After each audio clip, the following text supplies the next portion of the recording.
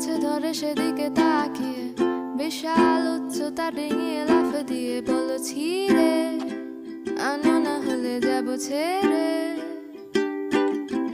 কোনো সাদা ছাড়া দরজার হাতল চেপে খট করে মুচড়ে দিয়ে আমাকে দেখে বলে যাবে নাকি নিয়ে যাবো তাকে সাথে।